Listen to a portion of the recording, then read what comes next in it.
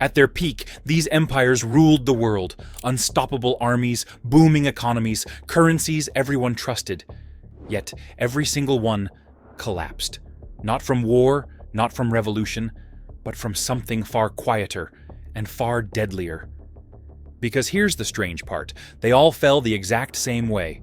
Rome, Spain, Britain, different centuries, different rulers, but one repeating pattern that always ends the same.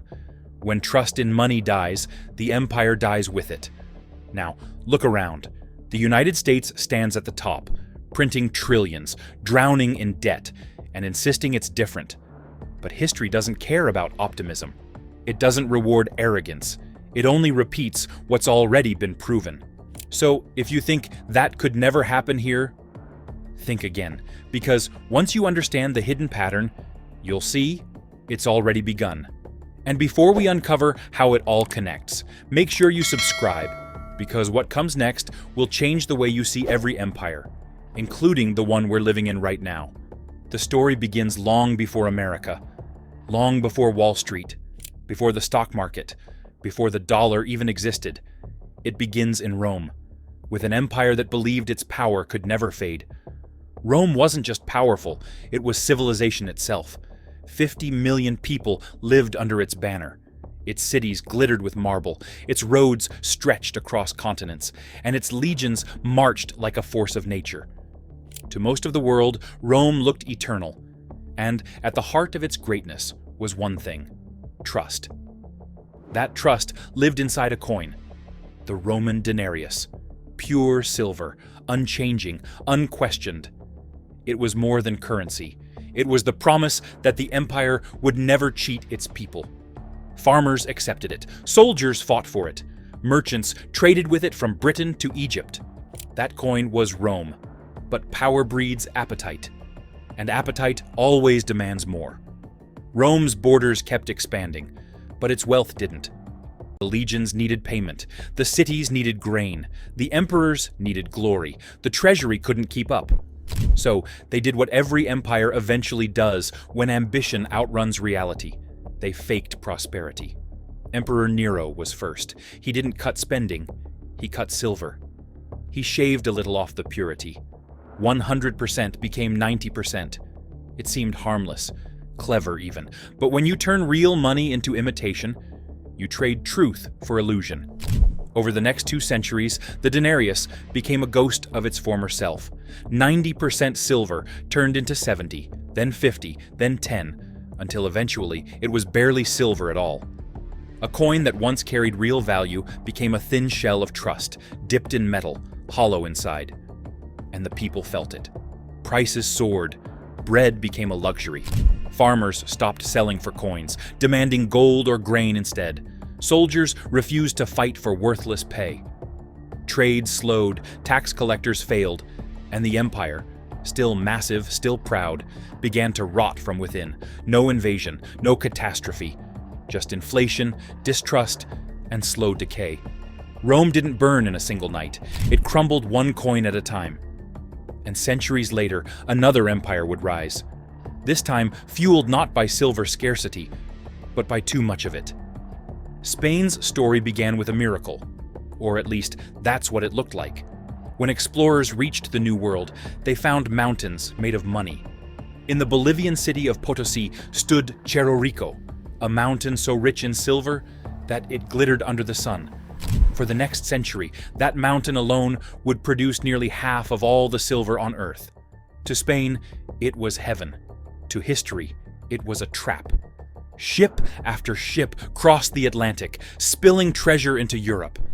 Silver coins flooded markets from Seville to Shanghai. Spain became unimaginably rich, the first global empire stretching across continents. But wealth built on extraction, not creation, is always temporary. Instead of building industries, Spain imported everything. Instead of innovation, it indulged in luxury. Silver paid for silks from China, weapons from France, and ships from the Dutch. The empire lived lavishly on borrowed skill, and the moment the silver slowed, everything else began to break. There's a paradox hidden in prosperity. When money becomes easy, effort becomes optional.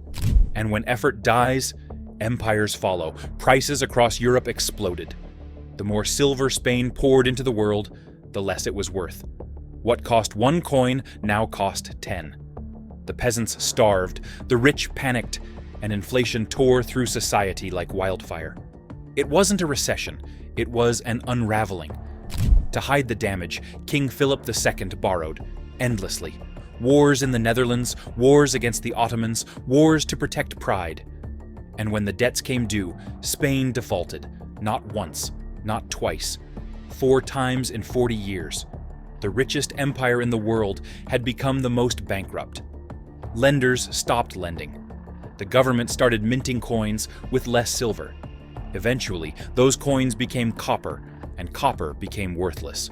Spain had all the money in the world, and none of the value. The empire that once ruled oceans was left gasping for credibility. And just like Rome, it learned that when you destroy trust in your currency, you destroy the empire built on it. Then came Britain, smarter, richer, more disciplined, or so it thought. While others fell to greed, Britain believed it had mastered money itself. Its empire stretched across the globe. Its navy commanded every ocean, and its currency, the pound sterling, became the foundation of world trade. 1 pound was one promise, a fixed amount of gold, guaranteed. That single rule turned paper into power. For 200 years, it worked. The pound financed colonies, industries, and revolutions. It connected railways, telegraphs, and oceans. It was more than a currency.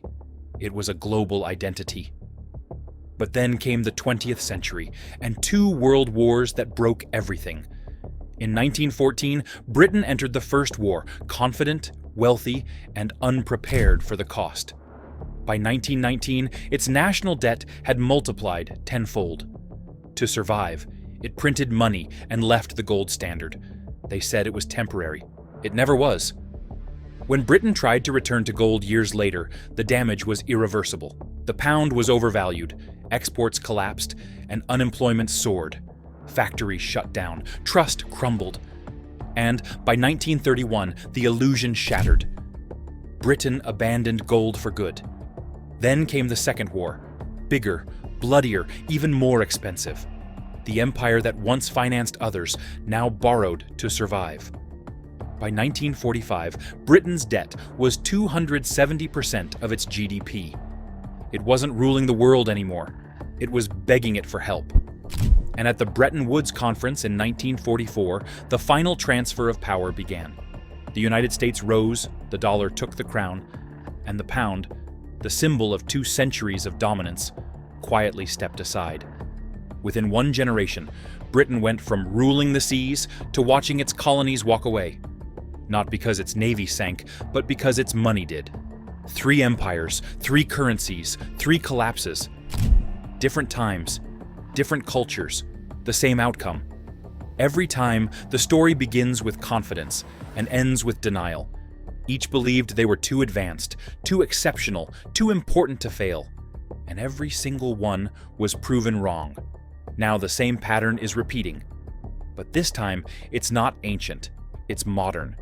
It's the empire that spans the entire planet, the United States. When the Second World War ended, America emerged untouched. Its cities were intact, its economy booming, its gold reserves overflowing. And in 1944, the world made it official. The dollar would replace the pound as the global reserve currency. Every nation would trade, borrow, and save in US dollars.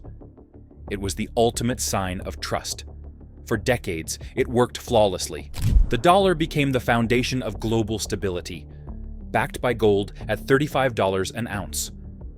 But as always, power feeds greed. Wars in Korea, Vietnam, Iraq, social programs, subsidies, endless spending.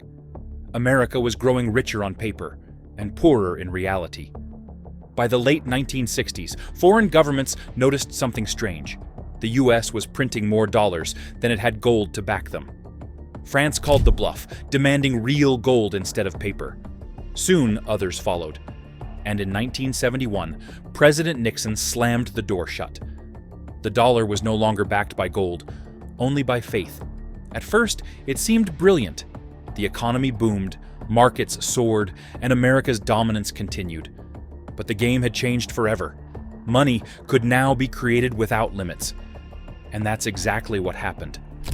In 1980, the US owed less than $1 trillion. By 2000, it was over 5.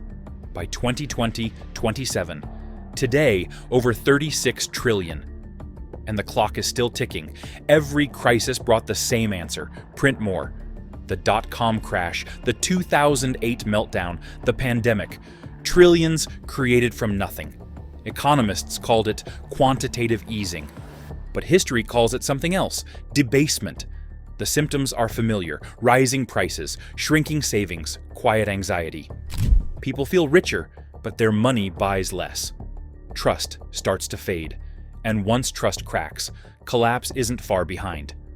Other nations are already preparing. China and Russia are trading in their own currencies. Central banks are hoarding gold at record levels. The share of global reserves held in dollars is shrinking year after year. The shift is happening quietly, but it's happening. The world is moving away from the dollar, just like it once moved away from the pound. And just like Britain, America keeps telling itself the same comforting lie: we're different. But history doesn't do exceptions. It only does patterns. And this one has never been broken.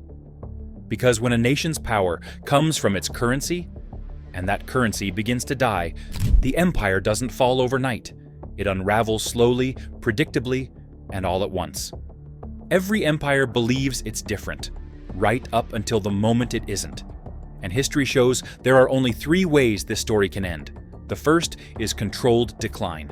It's slow, painful, and humiliating, but survivable. Britain took this path after 1945. It lost its empire, lost its currency dominance, and watched the sun set on centuries of control. But it didn't vanish. It adapted. It became smaller, humbler, eventually stable again. That's the best-case scenario. The second path is chaotic collapse. That's what happened to Rome. When its money failed, the legions fell apart. Farmers abandoned cities.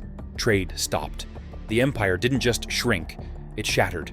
No gold, no food, no army, no order. An entire civilization that once ruled the known world vanished into chaos. That's the nightmare. And then there's the third path: reset and restructure. When the old system breaks, a new one rises from its ashes.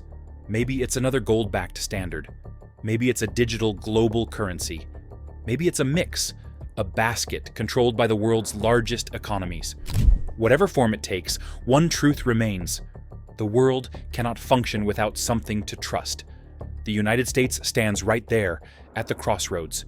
The debt can't be repaid, the printing can't go on forever, and the confidence, the invisible glue holding it all together, is beginning to crack. So what happens when the world's last superpower faces the same trap every empire before it did?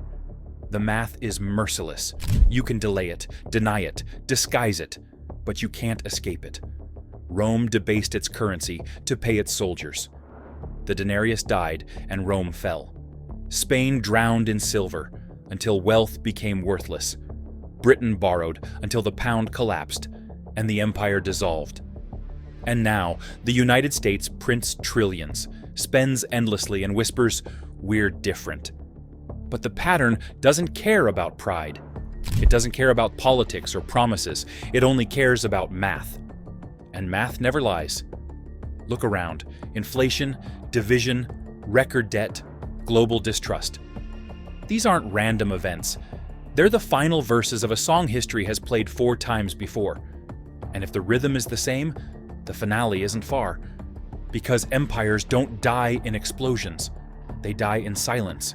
When belief fades, when trust disappears, when the currency becomes just paper and the promise behind it means nothing. So the real question isn't if collapse comes, it's how fast and how painful it will be.